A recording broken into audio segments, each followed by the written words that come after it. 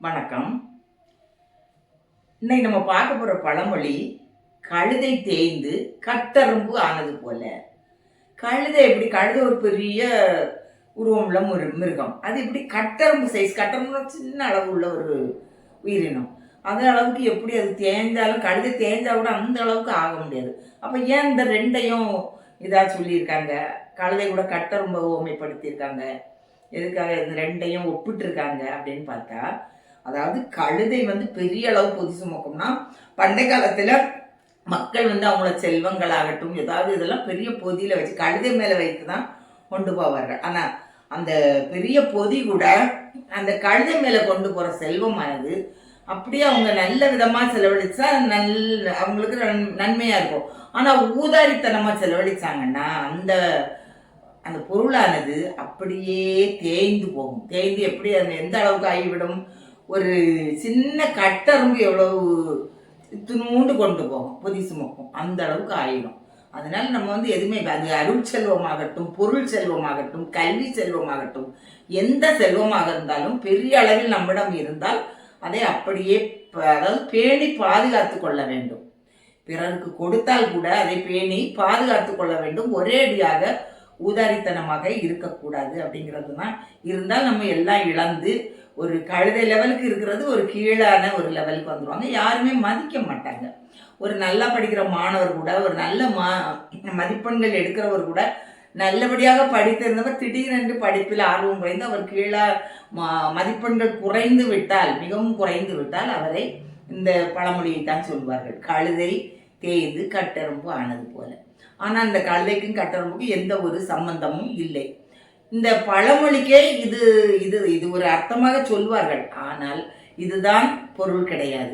இந்த பழமொழிக்கான உண்மையான பொருள் என்னவென்றால், இந்த பழமொழி ஒரு மருவிய பழமொழி.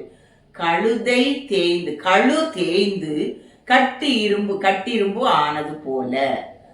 கழுனா முதல் நம்ம என்னன்னு தெரிஞ்சுக்கணும். கழுனா கழுமரம், கழுவேற்றினார்கள் என்று சொல்வார்கள் சங்க காலத்திலெல்லாம். இன்னொன்று அரசர்கள் காலத்திலே, மன்னர்களுடைய காலத்திலே தவறு செய்தவர்களை எல்லாம் கழுவேற்றம் செய்வார்கள். நிறைய பேருக்கு அது என்னன்னே தெரியாது. கழுவேற்றமா என்ன செய்வாங்க? மற்றபடி மரண தண்டனைகளை பற்றிலாம் தெரியும். கழுவேற்றம்னா என்னவென்றால், அதாவது இரும்பினாலான கூர்மையான கம்பிகளில் கூர்முனையாக செதுக்கி வைத்திருப்பார்கள். அல்லது சில நேரங்களில் மரங்களிலும் அது இருக்கும். ஆனால் அந்த கூர்மையான இரும்பு கம்பிகளில், அதாவது தேங்காய் உரிப்பதற்கெல்லாம் கம்பிகள் வைத்திருப்பாங்க. அதே போல கூர்முனையாக்கி வைத்து அதில் தவறு செய்தவர்களை அதில் உட்கார வைத்து விடுவார்கள். அதில் உட்கார வைத்து சொருகி வைத்து விடுவார்கள். எப்படி என்றால், அவர்களுடைய ஆசன வாயில் அந்த கூர்முனையான பகுதியை குத்தி விடுவார்கள். அதிலே உட்கார வைத்து விட்டால் அவர்களால் அதிலிருந்து மீண்டு வரவும் முடியாது.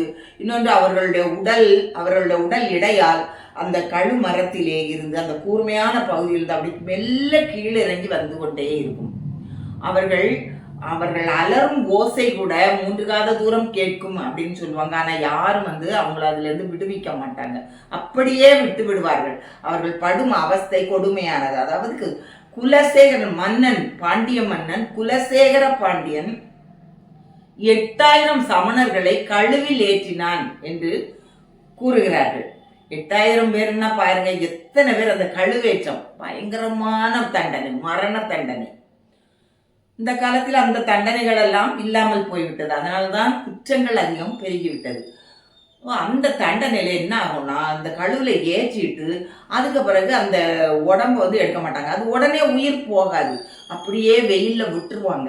வெயிலோ மழையோ எதுனாலும் அதிலேயே இருந்து குற்றுயிரும் விளையிருமா. அவங்க தண்ணி தாகம் எது வந்தாலும் கொடுக்க மாட்டாங்க. அந்த குத்தீட்டி போல இருக்கிற அந்த பகுதி அவங்களோட பெருங்குடல், சிறுகுடல் எல்லாம் தாண்டி அவங்களோட அதாவது தொண்டை வரை வாய் வழியே அல்லது சில நேரம் தலைவலியை கூட வெளியே அது நீட்டிக்கொண்டிருக்கும். அந்த அளவுக்கு மரண அவஸ்தை. இதன் பிறகு என்ன செய்வார்கள்னா, அந்த உடம்புகளை அப்படியே விட்டு விடுவார்கள். அது அப்படி அந்த இடத்திலே இருந்து அழுகி அப்படியே நாசமாக போய்விடும். அந்த உடல்களை சாப்பிடுவதற்கு உடல்களை கழுகுக்கும், காக்கைக்கும், நாய்களுக்கும் உணவாக போகும்.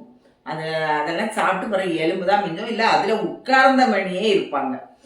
அந்த அவங்களோட அப்படி குத்தி வைக்கும் பொழுது அதிலிருந்து நிறைய குருதி பெருகி ஓடும்.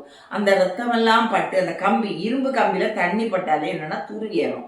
அதனால அப்படி நாள் கணக்கில் விடுறதுனால அந்த ரத்தமெல்லாம் அப்படி காஞ்சி அந்த கம்பியே என்ன ஆகும்னா அப்படி துரு பிடித்து விடும். துரு பிடித்து திரும்ப அதே கழுமரத்தை கழுவேற்ற பயன்படுத்த முடியாது. அப்படியே கட்டிரும்பா அப்படின்னுக்கும். அதாவது வேற இதுக்கு தான் அதை கீழே தான் போட வேண்டியிருக்கும், பயனற்றதாகிவிடும். அததான் கழு தேய்ந்து